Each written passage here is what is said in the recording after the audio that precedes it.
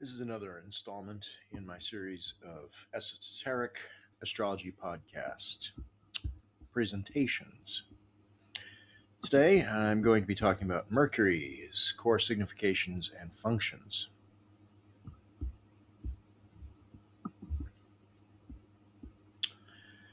So, people who are not yet familiar with my um, astrology, I have a unique, but I believe extremely important interpretive framework through which I work. And this framework puts the goddess as the center of the zodiac. The goddesses of traditional Greek thought were, well, there are many of them, but Persephone, the story of Persephone, which was the mysteries of Eleusis, I believe are the central organizing principle that the zodiac, the dignity scheme, the house system, these were all derived from a ritual drama of the story of Persephone and Demeter. And if you're interested in that, I have a course that's available. It is called Mysteries of the Zodiac, which reconciles the mystery cult tradition with astrology. And you can find that on my website at michaelmsuter.com. So, all core significations of the planets are derived from their relationship to the goddess.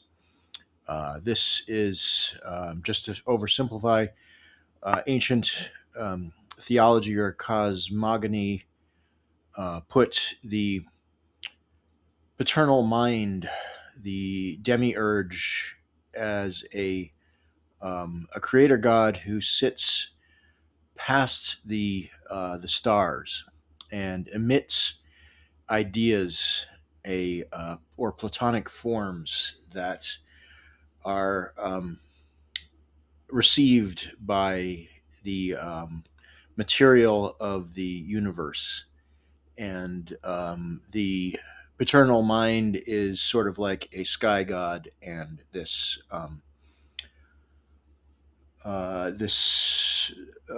material that receives these ideas is the great goddess, is the goddess.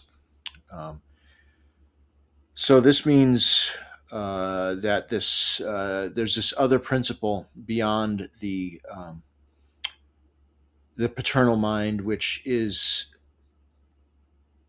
was called life everlasting, and this was sort of translated into Christianity as being eternal life, which has to do with the soul's returning to God and in heaven.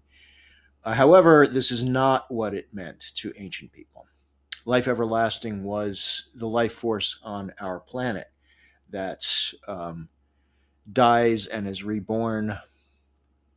It is perpetual. It survives cataclysms. It may someday cease to exist, but it is an aspect of this planet and our existence. So that's a very important idea. And if you are interested in, again, in more information about that, I have this class, The Mysteries of the Zodiac, which will go much deeper into that. So now we're getting back to Mercury. This is a diagram that shows the planetary energetics according to Abu Mashar. This gives us our masculine planets. So there is something called the doctrine of sect, which divides the planets into the masculine planets, or the diurnal planets, which are the Sun, Jupiter, and Saturn. And you can see on this diagram, you can hopefully determine what I've put here is that the Sun and Jupiter are on this axis that's a vertical axis of heat and cold, and they are on the side of heat, and Saturn is on the side of cold. If you look on the Horizontal axis, we have the moon, Venus, and Mars. So moon and Venus are on the moist side of things, and Mars is on the dry, tending towards heat. And Saturn again is on the cold side and tending towards dryness. And Mercury sits right there between them in terms of energetics, which is interesting. We're going to talk about that a little bit later. So that puts Mercury into this right between the two malefic planets. And again, I can, we can get a lot deeper into that, but today we're going to just, mention that, and it is indicative of something much greater. So now Mercury's two realms that it rules are seasonally within the spring and the summer. And they are, as you can see in this diagram, this is a Thema Mundi illustration. This is the organizing of basically of the universe. As I said, this is Uranus. This is the outer layer of creation, which is closest to the paternal mind. It's the most incorruptible, and according to the Platonic ideas, the planets, the wandering stars, and the fixed stars, but specifically the wandering stars, are like demiurges themselves. They're like creator gods, or one step down, shall we say, from creator gods that have an or demonstrate the organizing principle of the universe. So Mercury here is, as I said, his signs of rulership are in the spring, which gives him Gemini. And as I record this, we are in Gemini season in June. And it gives him Virgo, which is in the summer. It's the last sign before the fall. So these are both what's called mutable signs.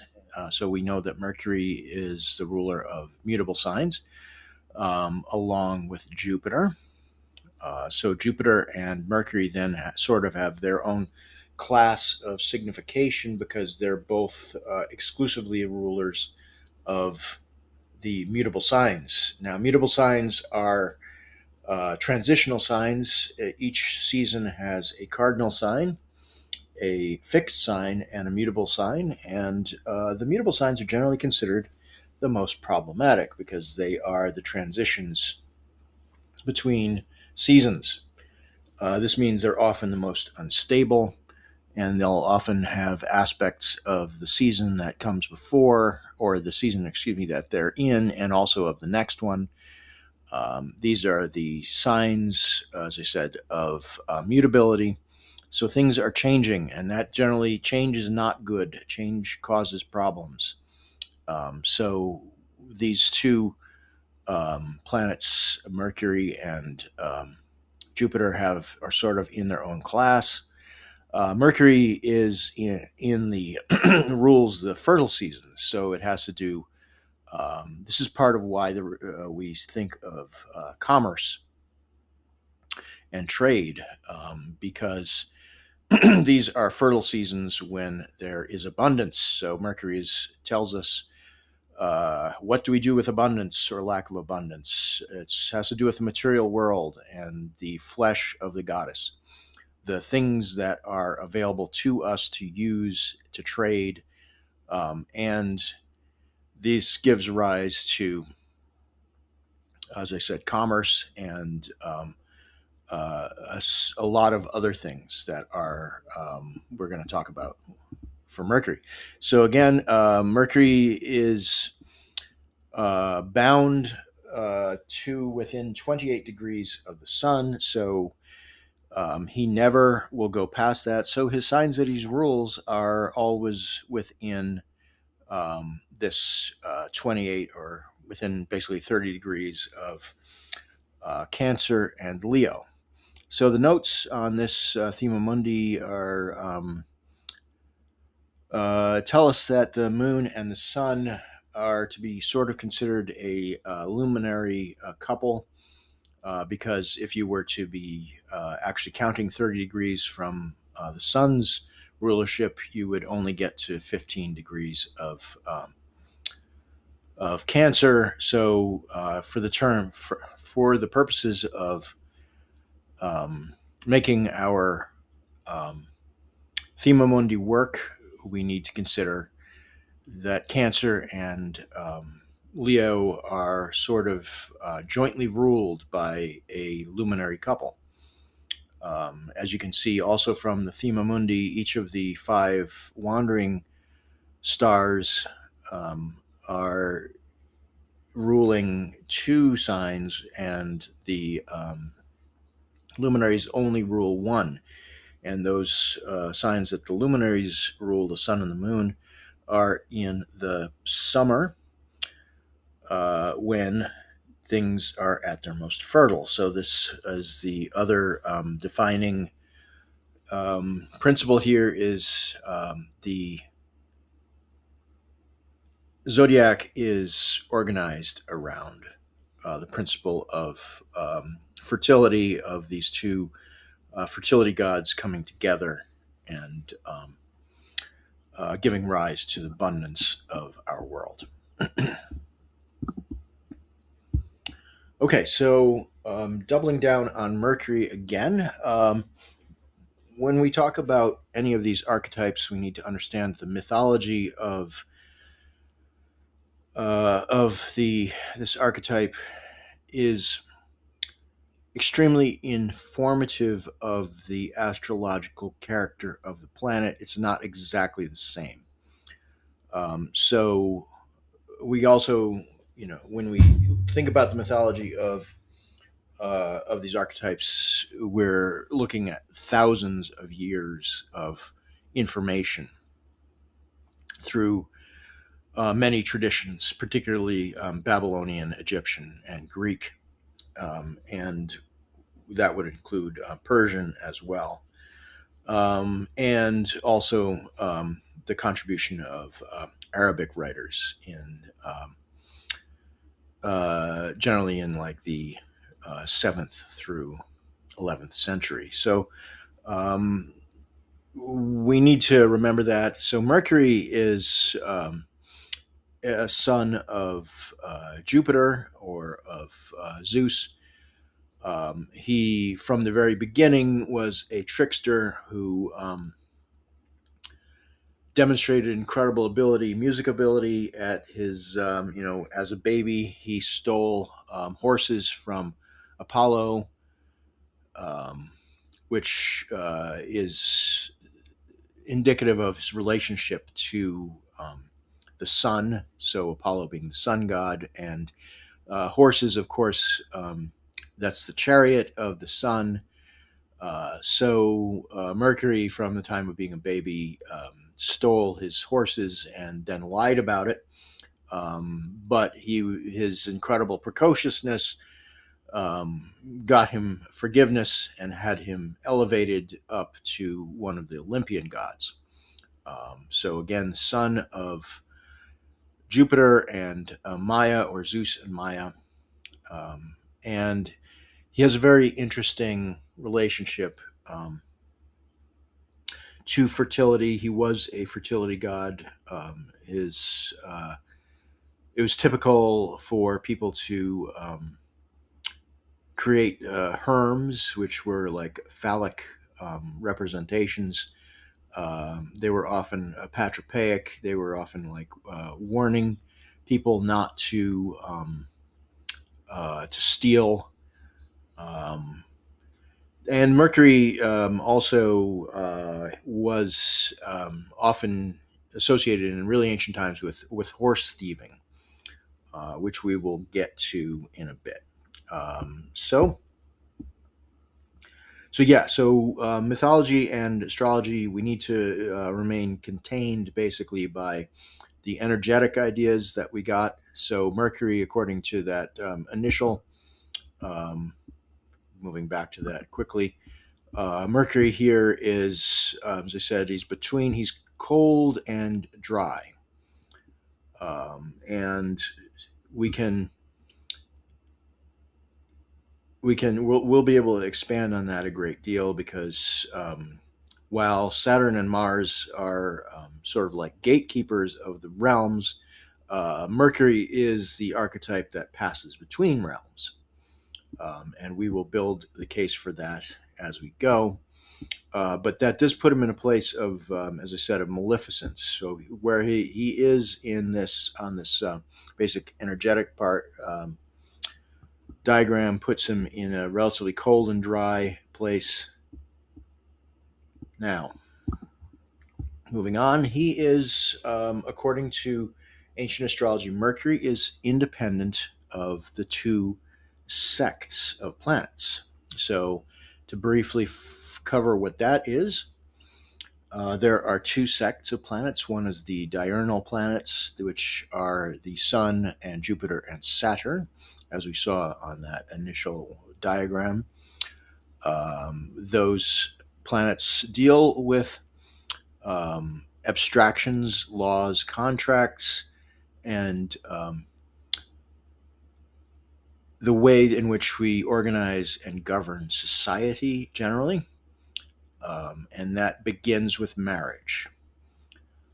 So this is a sect that is very upward looking. It seeks to understand the natural world and to replicate natural world's laws and sort of to step above the natural tendencies of humanity and which tend to be animalistic, um, governed mostly by animalistic ideas, our most animalistic nature. This is upward looking, and it's the source, as I said, of government and of religion and of traditions that we try to shape our societies and ourselves as individuals within this. This is the divine spark, the paternal mind that delineates humans from lower animal realms. Mercury is outside of that, but he is actually um, key to that realm in many ways. So the other realm is the realm of the goddess, which is the embodied realm. This is the religion of the mystery cults. This is where we find the life everlasting, the ideas of the goddess and of birthing and family and blood, our tribal and close up um, and personal stuff. This is where we find sex and stuff, our things, our relationship to the natural world and to our body. Mercury has a great deal to do with that. As I said, he is the one who judges the quality of the natural world, whether it's useful or not. He is up close and personal. Actually, he's the most up close and personal in a way because wherever you find Mercury in an astrology chart, you're going to find sort of the environment that the native is dealing with. So Mercury's responsibility is to understand his environment. And when you look at Mercury in a chart, that is what you're going to be looking to find is what kind of attitude the individual has towards his environment and how he or she has taken that in, and it influences the way that the individual um, looks at the world. So this is, as I said, independence. He is able to go up. He is able to go down. It's the fastest moving of the five wandering stars. Obviously, that does not include the moon. The moon is a luminary. So this puts um, Mercury as number 8 in our Chaldean order. meaning going from the slowest to the fastest. Saturn of the traditional planets is the slowest, and Mercury is the fastest. Again, of the five of the wandering stars, not including the moon. So this we get the association of Mercury with our consciousness, with our ability to think and to be rational, because our consciousness moves faster than anything. And we will get into it later, but there's also a great deal of association from the Egyptian tradition between Thoth and the moon. So while Mercury is a planet that's distinct, there's some very strong lunar aspects to this archetype. Again, those remain with the moon, but it a little bit blurs the line between the moon and Mercury and the significations, and we'll get into what and why that's the case. Okay, so we spoke about his non-alignment with either of the two sects, the day planets or the night planets. Again, the night planets, I don't think I mentioned, that's the moon, Venus, and Mars. And again, the day planets, the sun, Jupiter, and Saturn. Now, this place of neutrality in which Mercury does not belong to either sect puts him in the place where he is then able to do commerce. He can go up among the gods, and he can go down amongst the lower gods. So we have the upper gods and the lower gods. Um, so that's Mercury is unique, and he must maintain his neutrality because this is the place from which we can do commerce. If we're too tightly um, involved with either of the two groups, then we lose our neutrality and we become we get in a place where we may not be able to do commerce anymore, where we're not going through, going between realms. And this is Mercury's great strength, and the reason he's associated with commerce and trade is because he has a unique relationship between to each of these sects. So this is the realm of the psychopomp. This is the shamanic realm, the individual who is able to cross between realms, between the dead and the living, between the masculine and the feminine, between what's on the outer and what's on the inner. So it's any type of continuum or contrarium. This is what Mercury does. He crosses between realms. This also translates to, obviously, we talked about death and living, but it's uh, Mercury has there's a few things about the house system.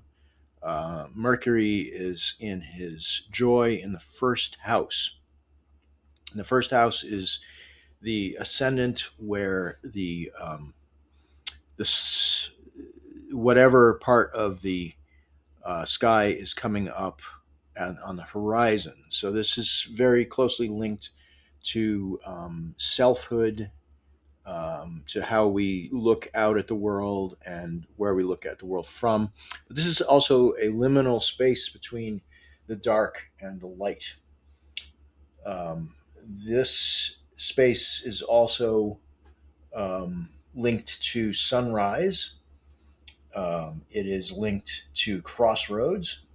Um, and the goddess Hecate is also very closely linked to these things. This is a daimonic realm. It's a place, again, between realms where messages can go up and down, and the two worlds meet there. And this is where Mercury wants to be. He wants to be at that place where the worlds come together.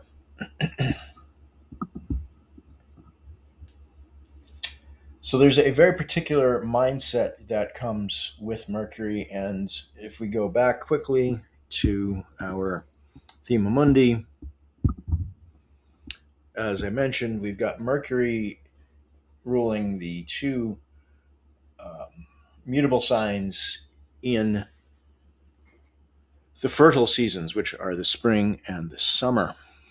And this is when the masculine energy of creation is being reinvested down into the goddess herself. All of the heat and light that is coming from the sun is um, being captured by the goddess herself and being used for creation, for fertile purposes. And that means there is stuff, there is greenery, there are mushrooms. This is unique time of year, and this is when we need to be reductive because we need to count things. We need to see things in nature growing, and we need to know when to harvest them, what to harvest, when to harvest, and we need to make qualitative judgment on what we can use and what we cannot use. And we need to make decisions about what we can trade, what we should not trade. We need to get rid of things that are, or repurpose things that are not up to snuff. If things are not good enough to sell, we need to reuse them or use them in ways that we can, that they're going to help us make a profit so that we can make use of the things of the world.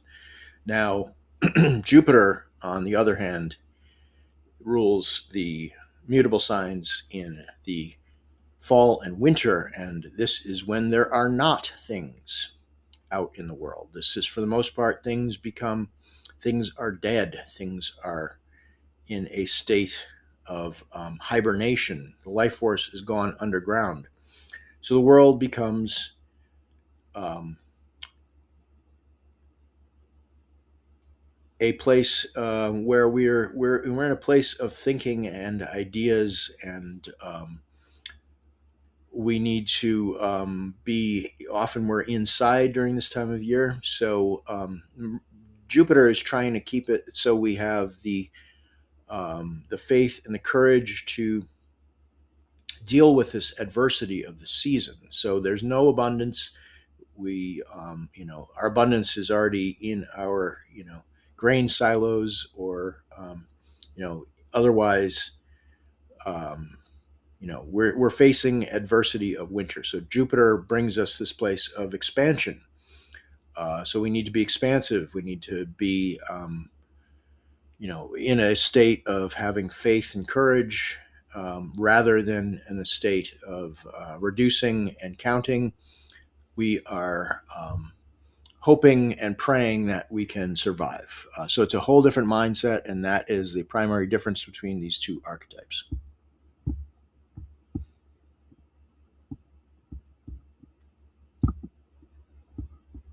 Okay. So getting back to this idea of maleficence and beneficence, that is one of the more confusing ideas. So we have luminaries, which are the sun and the moon, that lead and set the agenda for the sects that they're in.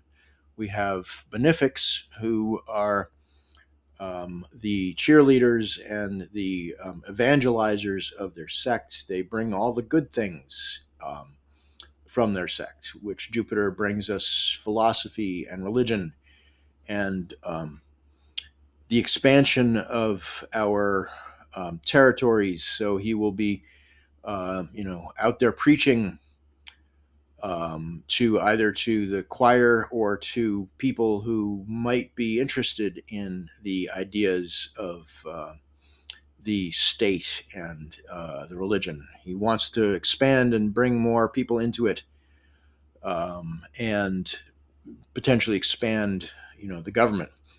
And Venus is seductive sexually.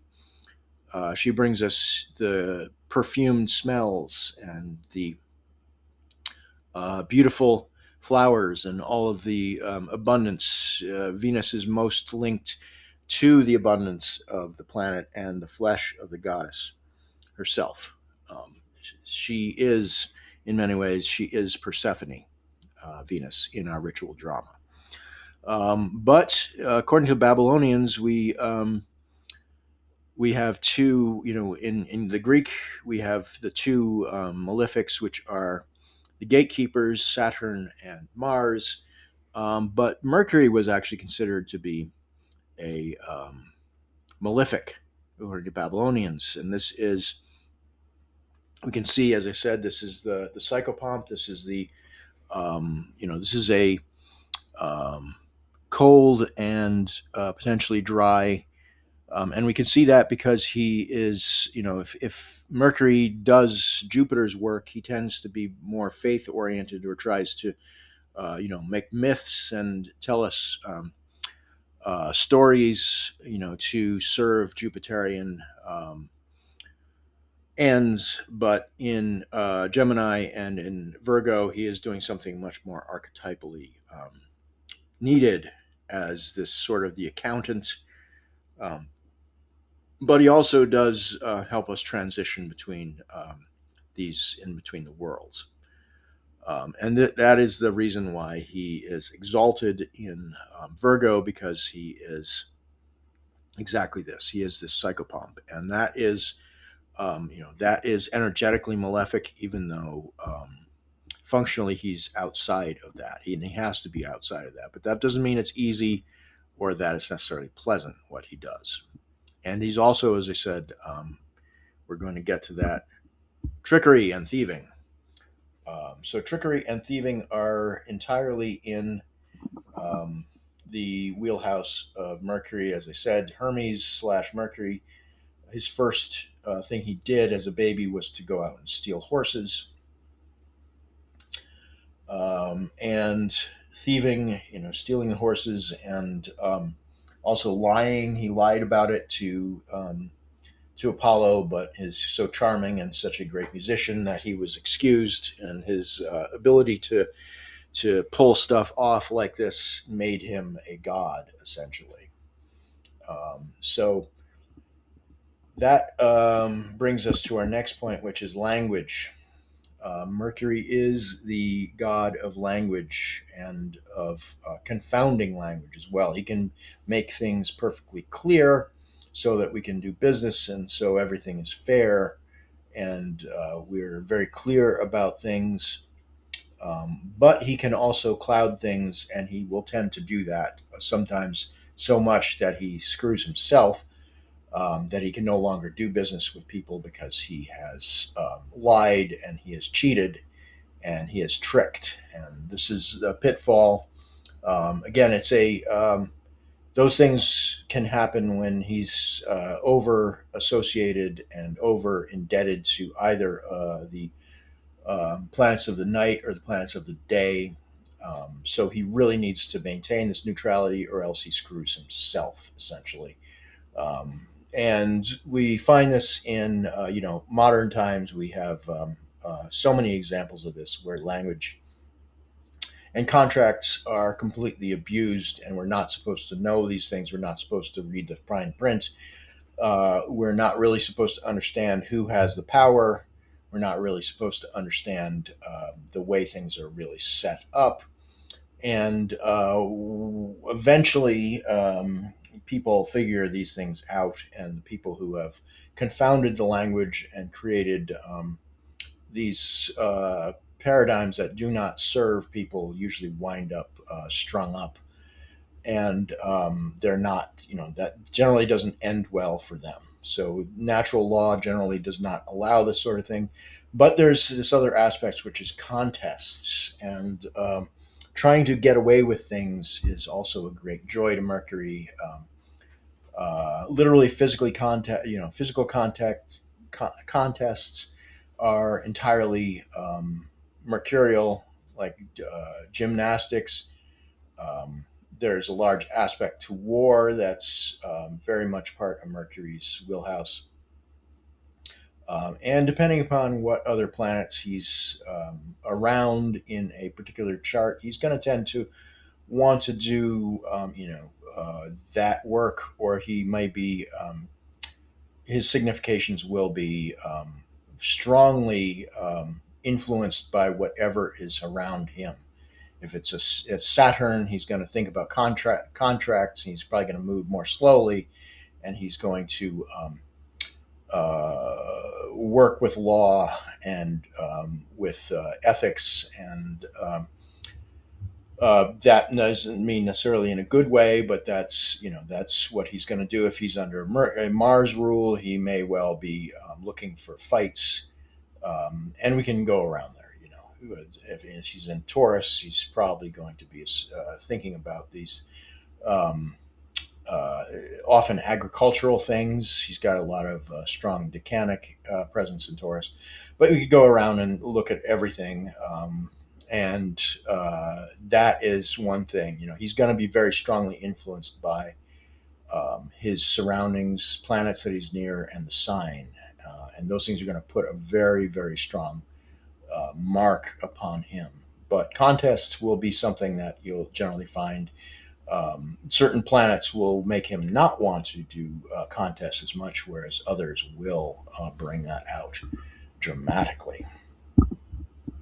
Shepherding, fertility, and sacrifice. Mercury, from the very beginning, was one of these shepherd gods. Mars, also in his several of his basic significations, has a lot to do with shepherding, which gives us also the first house has a great deal of shepherding kind of significations. Mercury was, as I said, a fertility god, and also this messenger god is very closely related to a messianic character, where you're bringing messages from the sky god or from the earth goddess to the people. So this is a sort of messianic character in a lot of ways. We find associations with him with Ophiuchus, uh, the healing archetype, the snake handler who sits with his foot in zodiac and the rest of his body outside of it. So this is the winged foot of Mercury potentially there. So yeah, this is another big signification of Mercury. All right, so liminal spaces, we've talked about this a bit already. Hecate is sort of a female daimonic version of Mercury with a very specific story. Hecate was the goddess who saw what was happening to Persephone when she was being absconded with by Hades, and attempted to help her. But she was the only goddess who saw, and it's according to, I believe, it's Chaldean oracles. Hecate went before Persephone into hell, into Hades, and also after her, and she comes out before and after her. She's sort of the protector of Persephone in this sort of psychopompish way, where she's going into the underworld, and Hecate is her guide and the one who also attempts to tell her not to take the deal with Hades, to not eat the pomegranate seeds. That was Hecate, and Hecate has a very particular goddess, mother goddess aspect. She's associated with the moon, and we, as I said, there is a secondary uh, signification with Mercury and the moon. Um, we get a lot of psychological implications of for Mercury with the moon, seeing how human nature really works. Hecate is also, as I said, the receptor. She's the universal womb into which the emanations, the emissions of the sky god are implanted, and then they gestate, and then they become real on our plane of existence. So Hecate and Mercury are in many ways have a great deal of overlap, and specifically with the new moon as a fertile time. So finally, Thoth, another Mercury figure, was a moon god. So one thing we need to sort of understand too is that these archetypes don't necessarily they don't always follow a single planetary signification. So Thoth has this sublunar god kind of signification. There's a lot of like the Babylonians viewed the moon as a male figure. Thoth was a male figure, but there's also obviously the Greeks were had Artemis, Selene, and if you look at the ritual drama of the zodiac, Demeter is also the archetype that's in the moon. So it gets pretty complicated, and you have to really understand how this mythology works to use these things in their most traditional ways. But Mercury is this Thoth character, the god of wisdom, the god of intelligence. This is the human spark of wisdom and intelligence, from which springs language and our ability to memorize and write things down, and the functions of our higher cognitive functions have a great deal with to do with Mercury. Okay, and that's all for today. This is an overview of the Mercury archetype. There's a lot more that could be said. I'll be putting this together uh, as a class as well.